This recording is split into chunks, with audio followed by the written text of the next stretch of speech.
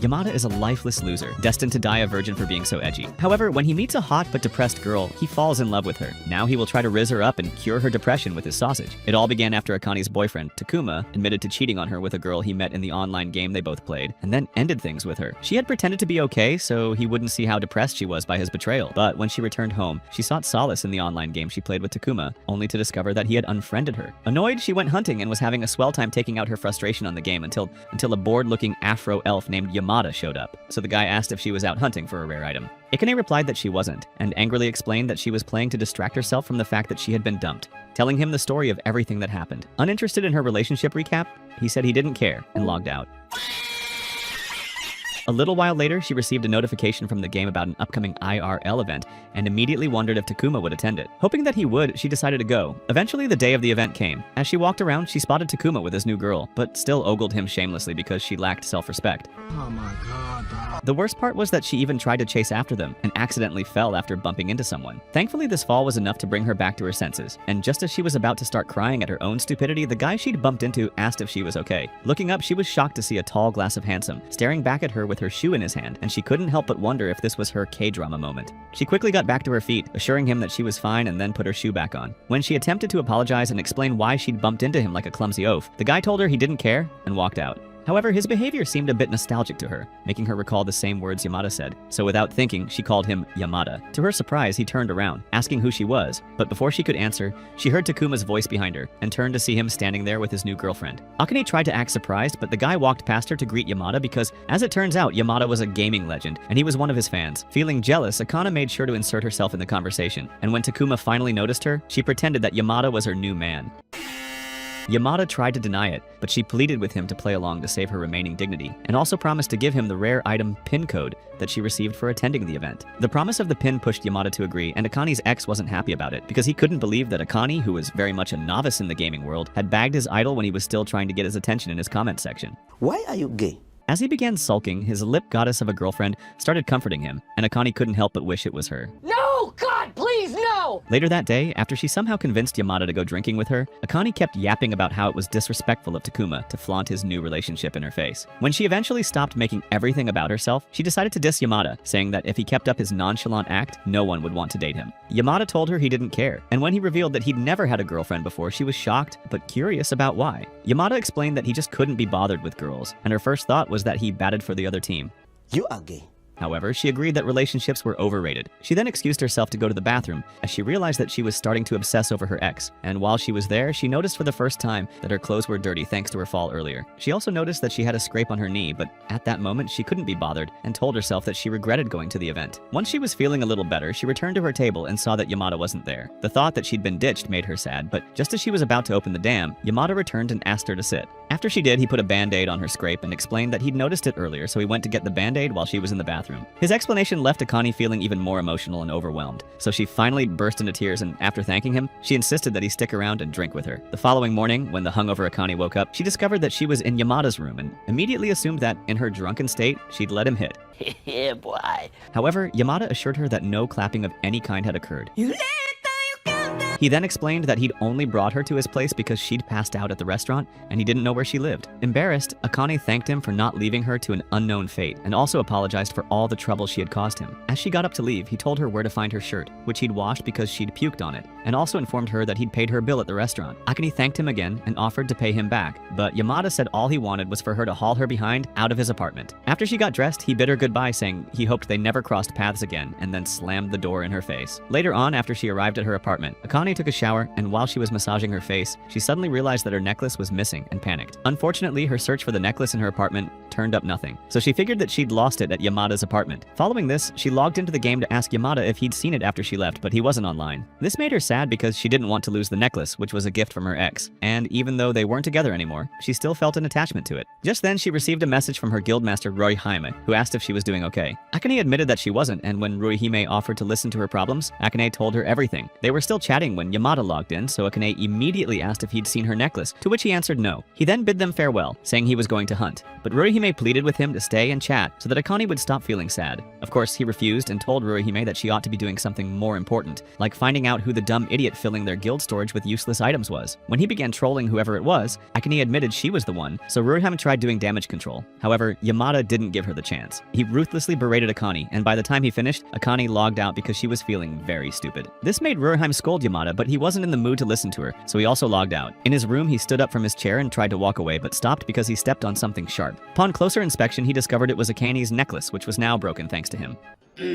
Days later, Akane had lunch with Momo, and when she told her that she was looking for her necklace was missing, Momo pointed out that she was using the necklace as an excuse not to get over that two-timing jerk, Takuma. Akane tried to deny it, but Momo didn't give her a chance and told her to stop being a dumb simp. Later on, as Akane was on her way home, she spotted Yamada standing with two girls at the train station and heard one of them confessing her feelings to him. Akane felt bad for the girl because Yamada didn't even think twice before rejecting her. When he walked away from the girls, Akane walked up to him and called him out for being a heartless jerk towards the girl. As expected, Yamada didn't care, and as they walked to the exit of the station, she attempted to talk to him, but stopped when he kept giving her one-liners. As though he'd been waiting for her to shut up, Yamada stopped walking and pulled out a handkerchief from his pocket, which he unwrapped to reveal Akane's broken necklace. He explained what had happened and apologized for breaking it, but Akane told him it was fine and said she was even planning to throw it out. This was probably because her earlier discussion with Momo had brought her back to her senses. When they arrived at the exit, they saw that it was raining, but Akane didn't mind and dashed out after saying goodbye to Yamada. Before she could get far, Yamada stopped her and gave her his umbrella to use so she wouldn't get soaked. The next day, Akane's mother had various boxes delivered to her apartment, and in the note attached to one of them, the woman wrote that the boxes contained all Akane's stuff, which she had left at home. She had cleared out Akane's room to use as a training room and didn't want to have a place to keep her stuff, so she sent them to her. Not sure what to do with the items, Akane called Momo to come and assist her with the unboxing and sorting. Momo convinced Akane to get rid of everything, and when they finished arranging the last trash bag, Momo asked Akane what she wanted to do with the broken necklace and Yamada's umbrella. Initially, she wanted to keep the necklace since she was a hoarder, but after recalling how Yamada had told her to only keep valuable things, she decided it was time to let go of the past. They then took out the trash bags, and since Momo knew that Akane was a bit bummed out about parting with the necklace, she suggested they go drinking to cheer her up. A few hours later, they both showed up drunk at Yamada's place because Akane wanted to return his umbrella. Yamada didn't appreciate their sudden visit, but they were too drunk to register his displeasure. Momo even latched onto him and started asking for his hand in marriage, but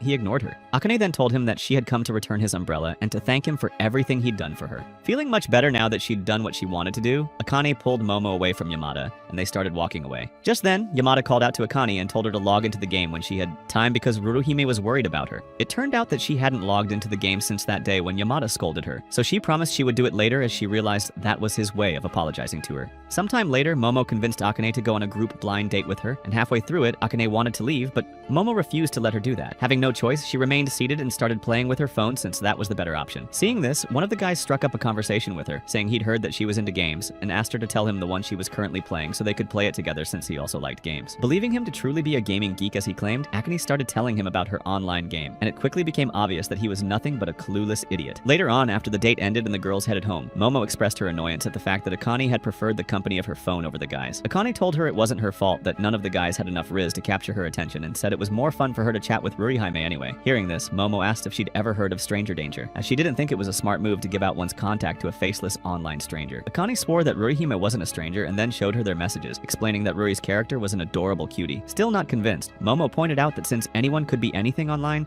the real Rurihime might be some lonely, creepy old dude who was trying to lure her. This statement caused Akane to worry, as she realized that there might be some truth behind what Momo said. Later that night, Akane logged into the online game since she was now pretty much addicted to it, only to be disappointed that no one else was online. However, after a quick look around the guild, she spotted Rurihime and Yamada working on a potion outside. The two were so deep in their conversation that they didn't notice that Akane had logged in, and since she didn't want to disturb them, she opted to read their messages instead. To her surprise, their conversation sounded like something a couple would have, and this got Akane wondering if they were together. Just then, Yamada drew Rurihime's attention to the fact that Akane was online, so the guildmaster welcomed her. Akane apologized for interrupting their moment, but Ruri assured her that she wasn't interrupting anything. As they continued chatting with each other, Yamada told them he was logging off, so Rurihime promised to call him later. When Akane read this, she became even more convinced that the two were an item, and became sad about it for some reason. The next day, while she was in class, the thought of Rurihime and Yamada being a couple kept bugging her, so she considered stalking Yamada's social media to look for clues about the supposed relationship. On her way home after class, she was approached by the guy from the group date, whose name she couldn't remember for the life of her. As they walked together, the guy started talking about the online game since he'd gone to do some research on it, but Akane wasn't interested in talking about that. What she was interested in knowing was if he knew Yamada, since he was a popular gamer, but not surprisingly, the guy didn't know who Yamada was.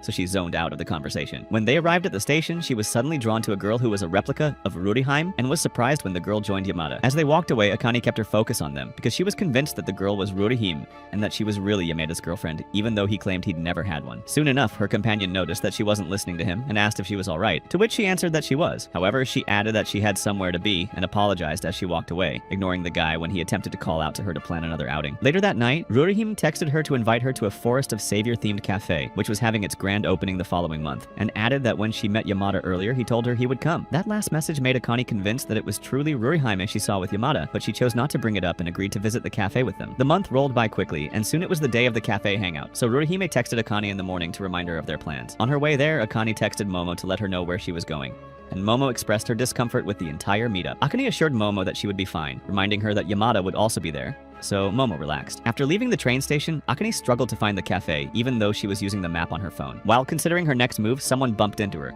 causing her to drop her phone. But the guy, Ida, apologized, and when he bent to pick the phone, he caught a glimpse of the pinned location on her map. After handing the phone to her, he offered to take her to the cafe since he was also heading there, and Akane was grateful. However, when they began walking, she wondered if she should have turned him down. Suddenly, Eita started talking about games and asked what her thoughts were on Forest of Savior. She admitted that she was still a newbie to it, and when she mentioned that she'd gotten scolded for putting useless items in the guild's storage, Eita looked at her in surprise. He was about to say something when he was interrupted by someone calling out his name. The person was the supposed Rurihime, and Akane felt relieved seeing her standing there with Yamada and a small man. Excitedly, she crossed the street to speak to Yamada, but as she talked to him, Ruriheim came to stand beside him and even held onto his shirt possessively. The way she stared down, Akane made her want to run and hide, but she stood her ground and greeted her like they were besties. Unfortunately, Ruriheim didn't return her greeting and kept staring at her in annoyance before she turned to Eita to ask who Akane was. Eita told the rude brat that Akane was their guildmate, stopping whatever the girl wanted to say next. Following this, they went into the cafe, and after they got a table for their group of 5, Akane tried to talk to Rurihime, but she got angry. She then demanded to know who Akane was and why she kept calling her Rurihime when that wasn't her character's name. This statement shocked Akane, but before she could ask follow-up questions, Eita spoke up and suggested that they all introduce themselves to each other. He decided to go first, and after introducing himself, he revealed that he was Rurihime, which shocked Akane more than anything. The only thing she managed to say was the word nekama, which was the word used to describe guys who pretended to be girls online. Eita argued that he wasn't a nekama, and then went on to explain that he and his character were the same people, even though they were different. This just made Akane even more confused, but she also felt betrayed and accused him of deceiving her with a false identity. Eita said he'd done no such thing, claiming that Rurihime was very much real, and that she was the one with whom Akane exchanged contacts and also confided in. At that moment, Akane became convinced that Eita had all the screws loose in his brain and decided not to argue with him anymore. Komoda then introduced himself to Akane, explaining that the reason they never got to interact in-game was that he spent most of his time in the dungeons. He also introduced Ruriheim as Runa, Eita's younger sister, and the model for Ruriheim's character design. After hearing this, Akane admitted to Yamada that she had assumed he and Rurihime were an item because of how they interacted in-game. Yamada explained that Eita was his upperclassman,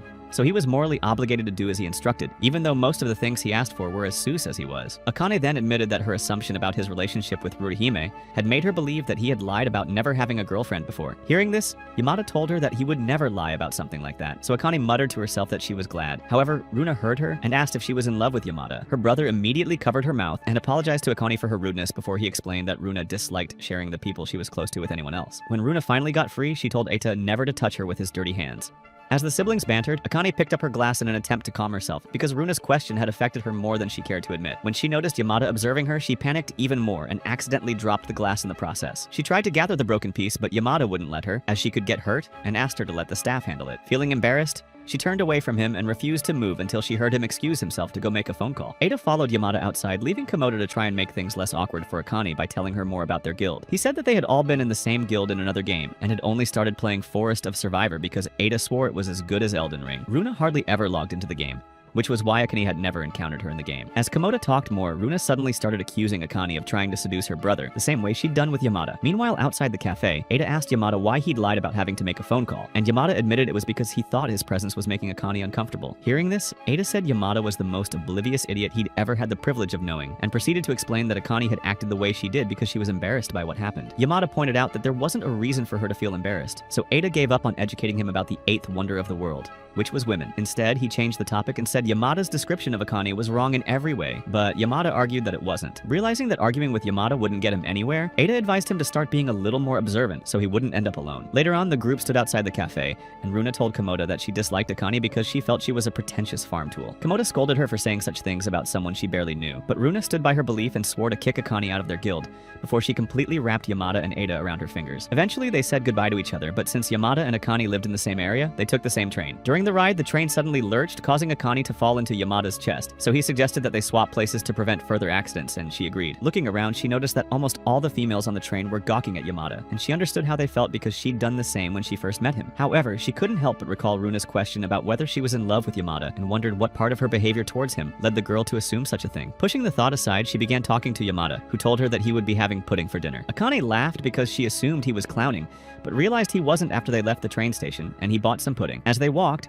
she asked about his eating schedule, and he admitted that he survived on takeout and convenience store food because he couldn't cook. Hearing this, Akane asked him to sit on a bench and wait for her, after which she ran home to gather some food for him. When she returned, Yamada was asleep, but she woke him up and apologized for taking so long before showing him what she brought. Yamada didn't want to take the food, but Akane managed to convince him to take it, and while they were still talking, her phone rang. The caller was Runa, who explained that she'd taken her number from Eita because she wanted to apologize for her earlier behavior and hoped that they would be friends. This made Akane happy, so after she agreed to be her friend, Runa invited her to a hangout the following Saturday. After getting the phone, Akane excitedly told Yamada that she and Runa were now friends, and that they were going to meet up on Saturday. When Yamada got home later, he checked his calendar and saw that he had a tutoring session with Runa scheduled for the next Saturday, and began wondering if he'd misheard the day Akane said she was to meet Runa. When the day eventually arrived, Akane went to the place where she and Runa had agreed to meet, but to her surprise, it was a man who showed up instead of Runa. The man kept addressing her as Rurihime, and no matter how many times Akane tried to explain that she wasn't Rurihime, the guy didn't listen. This made her very uncomfortable, and as he kept talking about how glad he was to meet her, Runa sent her a text, saying that she had sent her online gaming friend to keep her company because she was running late. After reading the text, Akane's discomfort increased because she wasn't sure she could spend another second with the guy, which was why she excused herself to go to the bathroom, where she locked herself inside one of the stalls and tried to call Runa. Speaking of Runa, she was at home having a tutoring session with Yamada, who asked if she had made plans to go somewhere that day. Runa lied that she hadn't, but the next moment, she got a call from Akane and quickly ended the call so that Yamada wouldn't see it. Back in the bathroom where Akane was holed up, she became worried after Runa rejected her call, and as she tried to figure out her next move, the sus guy knocked on the door of her stall. This forced her to go on alert, as she realized she could very well become the next breaking news, so when he asked her to open the door, she refused. The man then began trying to force the door open, and all Akane could do was pray that he wouldn't succeed. Switching back to Runa, the annoying brat finally admitted to Yamada that she'd set Akane up with a stranger, but defended her actions, saying she'd done no wrong. When Yamada asked how she knew the guy, she revealed that she had contacted Ada's account, since he was one of Rurihime's diehard fans. Hearing this, Yamada turned to leave, but as soon as he opened the door, he ran into Eita, who was there to bring them some snacks. Seeing the serious looks they wore, Eita immediately deduced something was off, so Yamada explained the situation to him. Following this, he logged into his account and confirmed that Runa had truly used his account to execute her diabolical plan. As they read through the messages, Runa ignored them to look at pictures on her phone because she still refused to see that what she'd done was wrong. As far as she was concerned, they were better off without Akane, and she was doing them a favor. A little while later, a very worried Komoda arrived and began asking questions about Akane. It turned out that Ada had told the little old man that Akane had been kidnapped, so he would hurry over and help them. Eventually, explaining the truth, they all got into Komoda's van, and he began driving fast and furious to get to their destination. Ada then took the chance to scold and lecture Runa about what she'd done, but as expected, she still refused to acknowledge that she was in the wrong. When Ada told her that her try-hard Wednesday Addams attitude was the reason she had no friends, she argued that she didn't care because she had 300 online friends who loved her. She then demanded to know what was so special about Akane that had them acting like the world would end if they didn't find her. Ada answered her question with a question by asking if she'd even tried to befriend Akane and vice versa, and that was when Runa locked up completely. Eventually, they arrived at the general area of the cafe's location, and as they began their search, Yamada spotted Akane first. Just as he was about to call out to her, Santa's slightly bigger helper rushed to the table, and once he confirmed that Akane was in one piece, he turned his attention to the sus guy. As he began threatening to take legal action against the confused guy, Ada and Yamada got closer and intervened. Ada explained to Akane that they had rushed over after hearing that Runa sent someone to meet her, and they just wanted to be sure he wasn't a dangerous person. Just then, Yamada noticed that Akane had a bandage around her leg, so he asked what had happened, and the guy answered that it was his fault. He briefly explained how Akane had been startled by him in the bathroom and had hit her knee against the toilet bowl. As soon as he finished his explanation, Ada grabbed the idiot by the collar, demanding to know why he was in the women's bathroom in the first place. Sus guy answered that he'd gone in there to look for her because she was taking too long to return, and after she got hurt because of him, he got the bandages to help relieve the pain. His explanation didn't do anything to calm Ada down, so he pointed out to the guy that everyone with a properly functioning brain knew not to go into the opposite gender's bathroom for any reason. The guy argued that he'd done nothing wrong and even told Ada that he was being rude to him, but Ada didn't care, as he didn't think the guy deserved any respect. As he continued scolding him, Akane turned her attention to Yamada, who apologized for not telling her that Runa had a tutoring session with him that day. Pushing past her surprise, Akane gaslighted herself into believing that Runa had stood her up because she was having a tutoring session. Just then, she spotted Runa, but because she didn't scold or reprimand her, Runa felt uncomfortable and ran off. Akane tried to go after her, forgetting that her leg was injured until it started hurting again. Hearing Akane's painful gasp stopped Runa in her tracks, so she ran back to check on Akane. As Akane tried to respond, Ada instructed Runa to come with him for another round of lecturing. Not wanting to get scolded again, the spoiled princess turned to Yamada for help, but he told her she was on her own because he also didn't agree with the stunt she'd pulled. As Ada began pulling Runa away, Akane cried out in pain, saying that she would die if she didn't get any painkillers soon. She pleaded with Ada to go buy some for her, and even convinced Yamada and Komoda to accompany him. As for her unwanted guest, she told him to beat it, and once it was just her and Runa alone at the table, she stopped faking her stomachache. Ignoring the guilty look on Runa's face, she asked the girl what her level was in Forest of Savior, which surprised her. She had expected Akane to call her out for what she did. Instead, she was asking her about the game. When Akane kept going, Runa snapped and asked why she was acting like they were besties after everything that had happened. Not giving Akane a chance to respond, Runa admitted that she'd set everything up because she disliked her and wanted her to leave their guild. Akane didn't know how to respond to Runa's admission, but when she recalled how worried Runa had been when she fell earlier, she told the girl that she would leave her scolding to Ada. She then told her that she really hoped they could be friends, and this made Runa start crying like a baby. She also apologized for her wrongdoing, and when the guys returned later, they were surprised to see Runa being comforted by Akane. Days later, Runa visited her new bestie, Akane, and while they played Forest of Savior, Momo complained to them about how hard it was being single. Eventually, she realized she was speaking to herself because her two companions were busy with their game. She became upset and told Akane that she ought to be worried about her lack of relationship instead of playing games with Runa. When she implied that Runa had run away from home, Akane explained that Runa was only staying away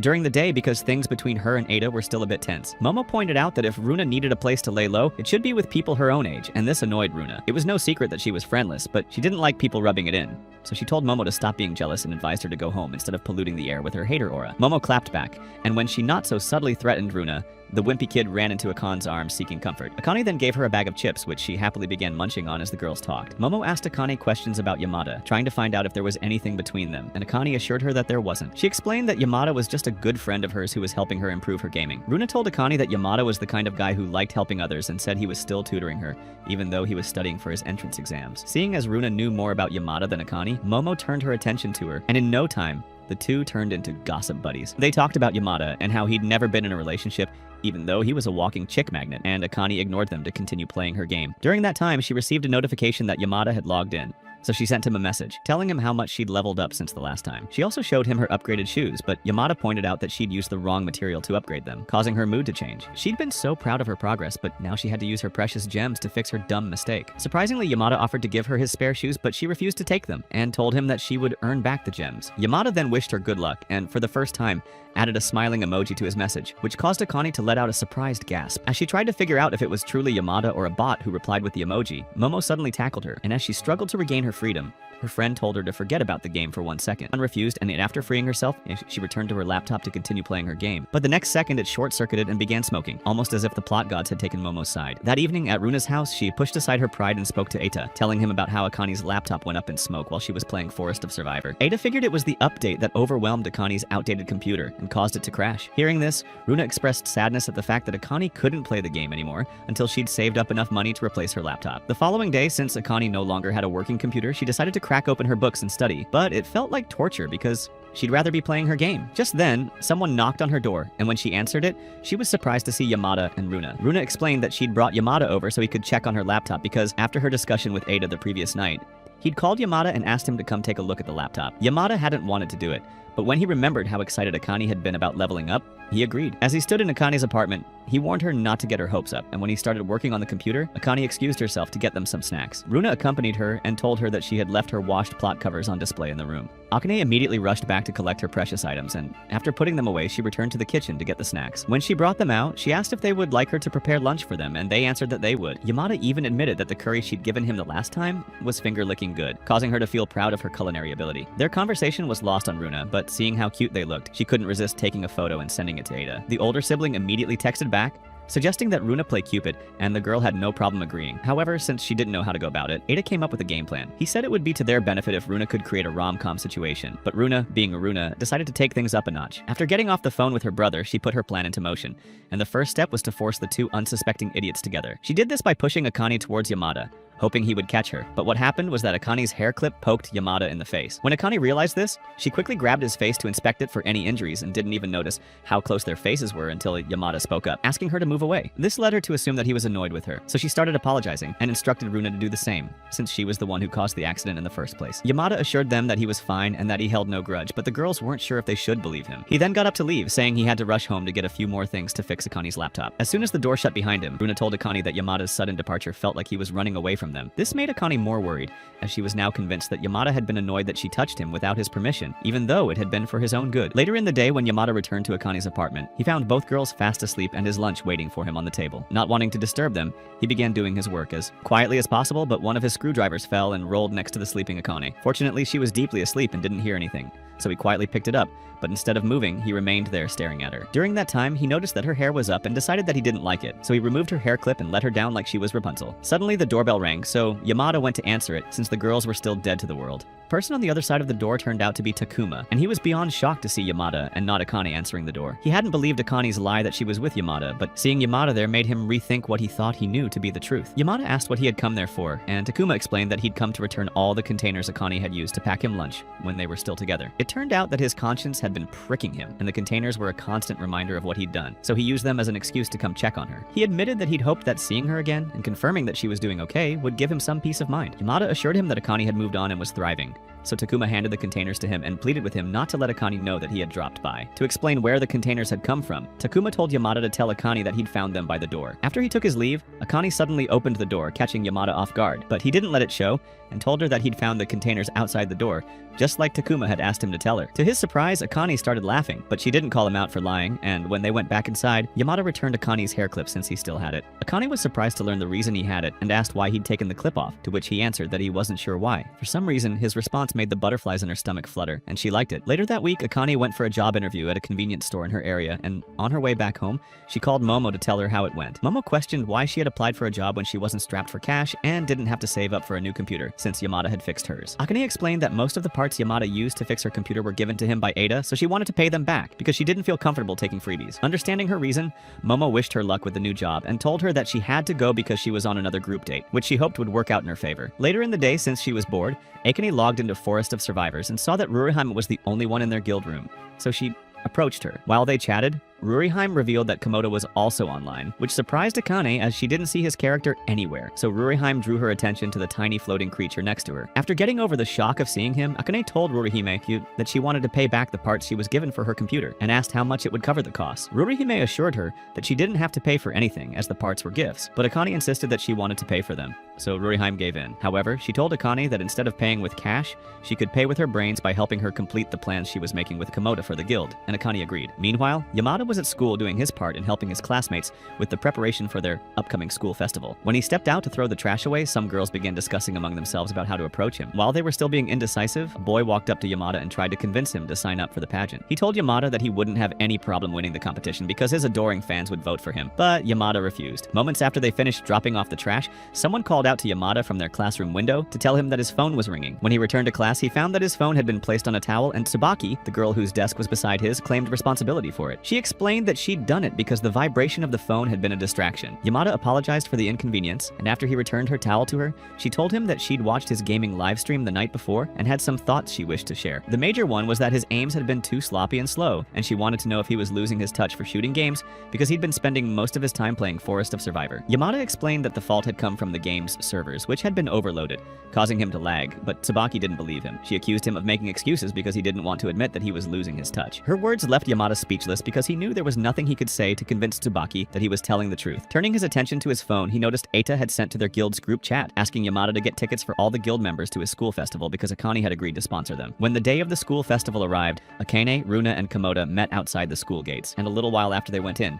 they spotted Eita. However, they immediately pretended not to know him because the idiot was wearing bunny ears, which made him look like a joke. Turning her attention to Runa, Akane asked the younger girl what she wanted to eat, and Runa answered that she was fine. which surprised Akane. Unsure of why that was, Akane looked to Komoda for assistance, and he told her that Runa was nervous about being at the school because she was supposed to write its entrance exam the following year. Hearing this, Akane tried cheering Runa up, and Komoda joined her, telling Runa that she would surely ace the exams, but Runa didn't share his thoughts. As they continued walking around, Runa told Akane that she needed to use the bathroom, so Akane escorted her to the bathroom. While waiting for Runa to get her business done, Akane received a text from Eita, which said they would all meet outside in 15 minutes. Wondering if Yamada was aware of this, Akane thought to text him, but had second thoughts about it because she didn't want him to think she was eager to see him or something. Just as she was about to put her phone away, she heard the sound of boxes falling and turned in that direction. To her surprise, Yamada was there helping his classmates to carry the boxes, so she tried to get his attention but was overshadowed by one of his classmates. As they talked, Akane hoped that Yamada would turn to look at her, but he didn't, and even walked back into his classroom. Feeling disappointed, Akane returned to her spot by the bathroom door, but just as she decided to go in to look for Runa, Yamada reached her shoulder. As though sensing him, Akane turned around,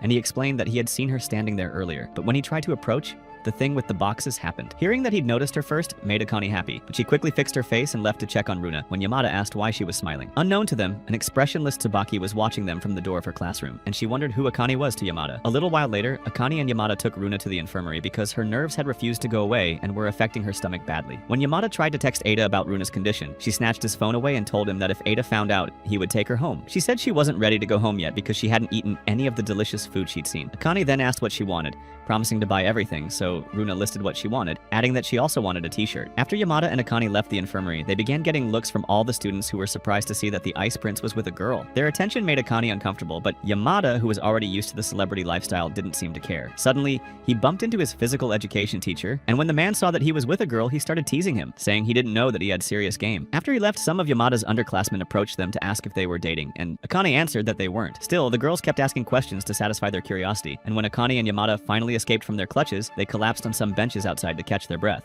Eita and Komoda happened to find them there, so Eita laughed and revealed to Akane that Runa had gone through the same thing the year before. He then suggested that they start dating for real so that Yamada's fans would get off his back. Akane became shocked, and when Eita realized that his joke had left her feeling embarrassed, he tried to apologize, but Akane didn't want to listen. She immediately left, saying she was going to see Runa, so Yamada rushed after her, surprising Eita, who was about to do the same thing. Akane didn't even notice that Yamada had followed her because she was busy freaking out about what had happened, but when she finally noticed him, she refused to stop. Her escape plan almost failed when she accidentally bumped into Tsubaki, but she got back up and apologized to the girl before running off again. As Tsubaki wondered what had happened to Akane, she spotted Yamada approaching, so she decided to ask him instead. However, Yamada ignored her and called out to Akane, asking her to wait for him, which she surprisingly did. He then approached her and apologized for letting Eita make such a stupid joke, but his words were lost on Akane, as she was still stunned that Yamada had said her name for the first time since she met him. When she pointed it out, Yamada argued that it wasn't so, but she assured him that it was, and said she'd been so sure that he didn't even know what her name was until he said a few seconds ago. Just then, Akane noticed that they had become the center of attention again, so she grabbed Yamada's hand and ran upstairs to the door of the rooftop so they could be alone. After she apologized for dragging him away without any explanation, Yamada apologized again for what had happened outside. Akane assured him that she wasn't angry and explained that she'd run off because she felt embarrassed. Confused, Yamada asked why a dumb joke would make her feel embarrassed, but Akane refused to give him the details and said all he had to know was that she wasn't upset. Yamada then turned to leave, but Akane stopped him to ask what he would have done if she had agreed to go alone with Eita's stupid joke. Yamada didn't respond for a while, and when it looked like he'd found the right words to use, Akane cut him off, saying she was also joking. However, Yamada didn't let it go and told her that if she had agreed to date him,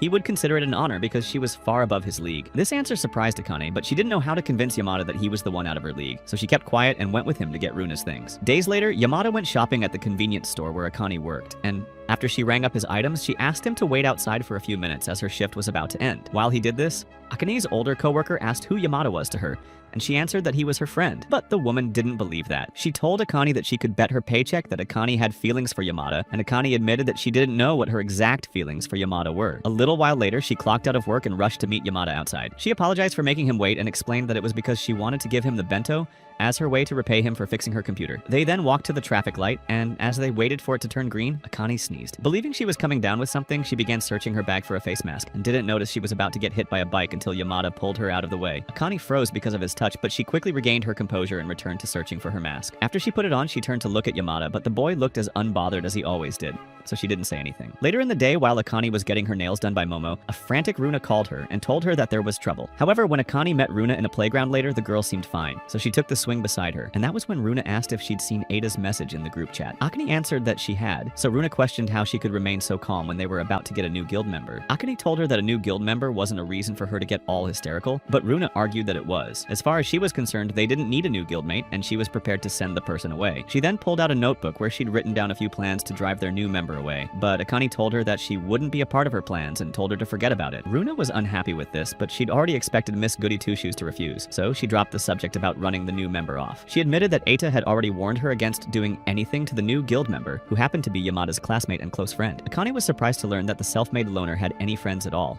especially female ones. But Runa assured her that she had nothing to worry about because she assumed Akane's reaction was due to jealousy. Runa then saved Yamada's contact on Akane's phone and asked her to call him to ask about the new guild member since she was dying to know more about the mystery girl. At that time, Yamada was at his prep school with Nobaki and a guy named Okamoto, and when Akane's call came in, he refused to answer it because he didn't recognize the number. When Okamoto saw this, he began teasing Yamada, saying that he didn't want to pick up because he knew it was one of his many admirers calling, but of course Yamada ignored him. Hours later, after their classes had concluded, the three of them began walking towards the train station together, but Okamoto started whining that he was hungry. Just then, Yamada's phone rang again, so he was forced to answer it this time, and was surprised when he learned that it was Akane on the other end of the phone. As they talked, Akane sneezed, causing him to ask if she was feeling okay, and she answered that she was. Shortly after, she told him that she had to go because she was running late for work, and after they hung up, Tsubaki asked who he'd been talking to. Yamada simply answered that it was Akane, like Tsubaki knew who he was talking about. However, she figured out who Akane was after recalling their encounter at the festival. Yamada then told her that Akane was a member of his guild and said that Tsubaki would get to know her better once she joined their guild. Tsubaki became curious after he said this,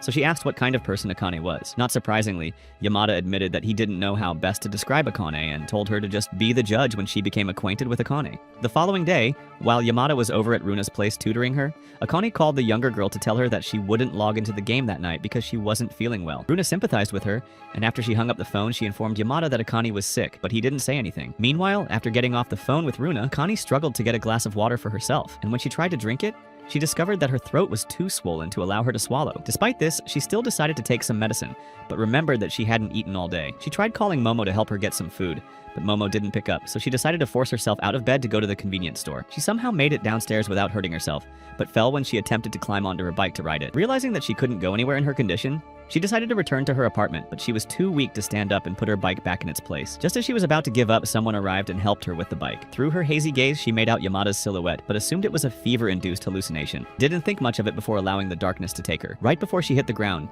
Yamada caught her and took her back to her apartment. Meanwhile, Okamoto and Tsubaki attempted to call Yamada because he was running late, but he didn't pick up. Always wanted to make jokes, Okamoto told Tsubaki that Yamada was most likely hanging out with a girl, which was why he wasn't taking their calls. Tsubaki didn't seem to think his joke was funny and told him that Yamada wasn't the type of guy who would blow off his studies for a girl, but Okamoto disagreed. He claimed that love changed people and advised her to make a move on Yamada before another girl beat her to it. Surprisingly, Tsubaki didn't deny having feelings for Yamada and pointed out that she was well aware that she could lose Yamada at any moment. When she started crying, Okamoto was surprised and didn't know what to do to comfort her. It turned out that her feelings for Yamada hadn't developed at first sight. In fact, the first time she talked to Yamada, it was because she wanted to request that he allow her to sit and observe his gameplay. They had played a game against each other the day before, and even though Yamada won fair and square, Tsubaki assumed he'd cheated. Yamada didn't have anything to hide, so he agreed to let her watch his next gameplay, and after he finished playing the game, she apologized to him for falsely accusing him. After that day, they became friends, and Tsubaki bore witness to all the love confessions Yamada received. Each time, she felt sorry for the girl who got rejected by him, so one day she asked Yamada why he always rejected the girls who confessed to him. Yamada explained that he rejected the girls because he didn't have feelings for them, making her assume he had someone he liked, so she asked who it was. Yamada said that he didn't have feelings for anyone, and for some reason, he decided to tell her about the first girl who had confessed to him. He said that the girl used to get bullied a lot, so because of that, she avoided coming to school as much as she could. Whenever she was absent, their teacher would give him her assignments and notes to drop off at her place. When she finally decided to return to school full-time, the bullying intensified, so Yamada decided to stick beside her and be her unofficial protector. One day, the girl suddenly asked if he would remain at her side forever, and Yamada said that wasn't something he could do. Hearing this, the girl became sad, as it dawned on her that he'd only stayed with her because he felt sorry for her, and not because he had feelings for her, as she'd assumed. She was so sad that she cried her heart out, and after that day, he never saw her again because she transferred to another school. However, Yamada never forgot about her, because he felt that if he had given her the response she wanted, she never would have cried, and he felt guilty. That guilt he carried was the reason he felt uncomfortable around girls and was usually so blunt with them while rejecting their confessions. Tsubaki was left speechless after hearing his story, but vowed that she would never fall for him, as that was the worst thing she could do to herself. Back in the present, Yamada tried to give Akane some water, but it spilt out of her mouth because the swelling in her throat wouldn't let it go down. He then removed the wet pillow from underneath her head and tried to cool her temperature down with a wet cloth. Unfortunately, all his efforts were in vain, so he gave up and decided to carry her to the hospital before her condition worsened. A few hours later, Akane woke up feeling much better and tried to figure out how she got back to her apartment, because the last thing she remembered was that she was standing near her bike. When she tried to get out of bed, she spotted Yamada sleeping on the floor and almost screamed in surprise, so she quietly walked to the balcony door and opened it to let some air into the room as it was suddenly feeling stuffy. Yamada woke up when the cold night air hit him, and when he saw that it was Akane who opened the door, he immediately got up to close it, and as soon as he did, she sneezed. After cleaning her nose with a handful of tissues, she asked Yamada what he was doing in her apartment, when he knew she was a walking petri dish. Yamada calmly told her to relax and promised that he would explain everything to her once she was back in her bed. Having no choice, Akane agreed, and once she was settled in, Yamada explained how he'd found her in the bike area while on his way to her apartment. His explanation made her realize that she hadn't been tripping when she saw him earlier, and knowing that he'd taken it upon himself to care for her made her feel emotional, so she started crying. Seeing her tears made Yamada worried, but she assured him they were tears of joy and thanked him for not leaving her to die outside. After she finished being dramatic, he gave her some yogurt to eat, and once she was done eating it, she returned the cup to him. Just then, one of her legs suddenly began cramping because she'd placed it wrongly, and when she cried out in pain, Yamada instructed her to stretch it out. Akane didn't want to, as the pain was too much, so Yamada pushed her blanket aside and got into bed with her. As soon as she realized what his intentions were, he began panicking and kicked out her unhurt leg in a desperate attempt to stop him, but it didn't work. Yamada easily dodged her flailing leg and worked on relieving the pain she felt in the other leg. After he accomplished his goal, he told her she was just being a big baby, and Akane thanked him for helping her, but he didn't respond. He kept staring intently at her, making her wonder if she'd drooled on her face or something. The next moment, he stretched out his hand towards her, causing her to back away in surprise and bump her head in the process. However, her pain was soon forgotten when she realized that Yamada had been reaching for the yogurt spoon and not her. To her surprise, Yamada laughed at how silly she was being, so she told him to knock it off and complained that he was mistreating a patient. The following morning, Akane thanked Yamada again for taking care of her, but when he tried to leave, she grabbed his jacket to stop him. Thinking she wanted something, Yamada asked what it was, but she quickly let go of him and apologized, saying it had been a subconscious action. This made Yamada weirdly look at her, but she told him not to think too much about it and leave to avoid being late for school, so he did. Hours later, Momo arrived at Akane's house with groceries and apologized to Akane for airing her calls the night before. Akane told her that she had already forgiven her and revealed that Yamada had taken care of her the entire night, which surprised Momo, so she asked if Akane had failed to tell her that she was now dating Yamada. Akane said they weren't dating, so Momo pointed out how unusual it was for a guy to spend the night taking care of a girl who was neither his girlfriend nor his close relative. As far as she was concerned, he had to have feelings for Akane or else he wouldn't have done that. However, she decided to wait until Akane was fully recovered to talk about her relationship with Yamada. When it was time for her to leave, Momo told her that when it came to love, timing was everything, so she had better act fast. Later in the day, Akane logged into Forest of Survivor, hoping that Rurim would be online and they could go hunting together. Luckily for her, Ruriheim was online, but she wasn't alone as Tsubaki was with her, so Akane joined them, and after introducing herself to her, she invited her and Ruriheim to go hunting. Tsubaki didn't feel like going, but they convinced her that it would be a great way to gain experience, and Akane even promised to show her a few tricks while they were at it, so she agreed. When they arrived at the hunting ground, Ruriheim had changed her mind about hunting and sat under a tree while Akane and Tsubaki struggled to defeat a boss-level monster. When they asked her to help them, she refused and just kept healing them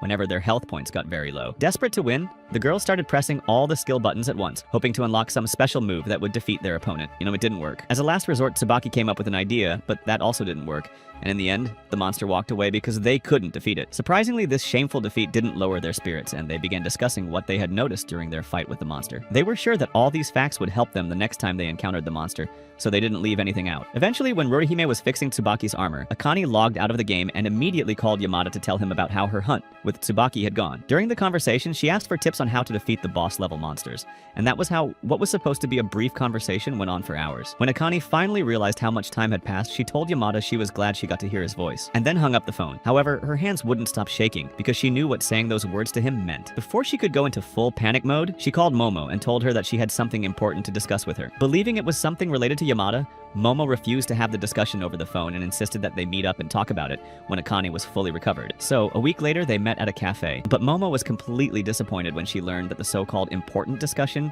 was about Takuma and not Yamada. Akane asked Momo if she could tell her why Takuma dumped her, and instead of answering the dumb question, Momo called the waiter over to take their orders. After the waiter left, Momo expressed her disappointment at hearing that it was Takuma that Akane wished to discuss. She asked if Akane was still hung up, and the guy and Akane assured her that she wasn't. She explained that she was only curious to find out why she'd been dumped because she believed it was the only way she could move on completely. Hearing this, Momo realized how what happened had left Akane feeling insecure, so she assured her that she hadn't been the problem. At that moment, two guys walked into the cafe, and when they spotted Momo and Akane, they approached their table, ignoring the waitress who was trying to get their attention. As soon as Momo noticed them, she recognized them from the last group date she'd been on, and she wasn't happy since they had been too handsy for comfort. She told Akane to ignore them, so that was what she did, but the guys were too stupid to understand when they weren't wanted because they were talking to the girls. Just as it was becoming too uncomfortable, the waiter returned with their order, and Akane was surprised to see that it was Eita. Having read the situation, Eita calmly asked the guys who they were, and they answered that they were old friends of Akane and Momo. However, the waitress they had ignored when they walked in came and whispered in Eida's ear that they were lying, so he asked the guys to take another table. When they refused, he stopped playing nice and repeated the statement, with a firmer voice, leaving no room for argument. Immediately, the guys became intimidated, and after they agreed to take another table, Ada returned to his usual nice guy self. Momo then asked Akane how she knew Ada, and Akane told her that he was one of her guildmates in Forest of Survivors. Hearing this, Momo thought to herself that if all gamers were built like Ada, she wouldn't mind dating one. Later on, after the cafe closed and Ada clocked out, he was surprised to see that Akane and Momo were waiting for him. After making a stupid joke about why they waited, Akane told him that they had something important to discuss with him. Following this, the three of them walked to a nearby park to talk, but because Elaine was feeling nervous, she didn't say anything for a long time until Momo blurted out that she was in love with someone. Akane felt embarrassed that her secret had been revealed, but Ada thanked Momo for saving them time, and then revealed that he already knew who the lucky guy was. Feeling shy, she asked him not to say the name, and Ada respected her wishes, but Momo had other plans. She told Ada that the reason Akane had not yet confessed was that she was too busy wondering why her ex had dumped her. To help him understand why, Akane explained the situation to him, and after listening to her, Ada advised her to be like Nike and just do it. He assured her that if she confessed and was rejected, he and Momo would be around to cheer her up. This was all the motivation Akane needed, so she left to try her luck, leaving Eita alone with Momo, who tried to put moves on him and failed. When Akane arrived at Yameda's place, he was surprised to see her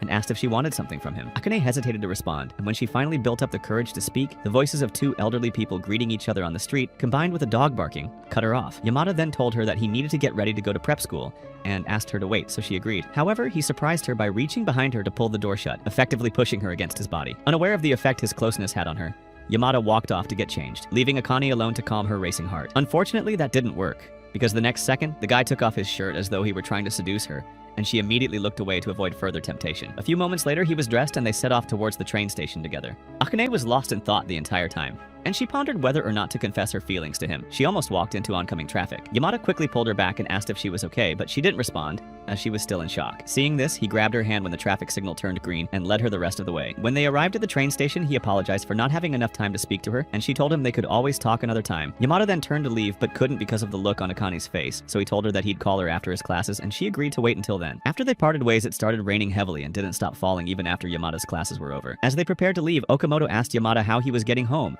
and Yamada told him that he'd brought an umbrella with him. Hearing this, Okamoto asked Yamada to share the umbrella with him, but when he learned that Tsubaki also didn't have an umbrella, he suggested that she go with Yamada instead. Tsubaki didn't want to, but Okamoto urged her to use the chance to confess her feelings to Yamada, so she agreed. A little while after she and Yamada began walking to the station, he noticed that her shoulder was getting rained on. So he gave her the umbrella and dashed towards the station. Tsubaki tried going after him, but bumped into someone and fell, losing her glasses in the process. As she began looking for them, Yamada returned and helped her find them, but they were already broken. Tsubaki didn't mind since it was better than nothing, and as she gazed at his blurry figure, she suddenly blurted out that she liked him. When she realized what she'd just said, she dropped the umbrella and covered her mouth like it would cancel out what she'd just said. Not surprisingly, Yamada didn't react to what she said and simply picked up the umbrella for her. Feeling overwhelmed, Tsubaki broke down into tears and apologized to Yamada for suddenly springing her confession on him. When he still didn't say anything, she asked him to at least think about what she said before rejecting her. Later that night, Yamada texted Akane, telling her that he couldn't talk to her that night because he was tired and said that they would talk some other time. The following day, while Yamada was tutoring Runa, Ada came into the room, acting like he knew something they didn't. After taking a seat on the bed, he asked Yamada if anyone had confessed to him recently, and Yamada,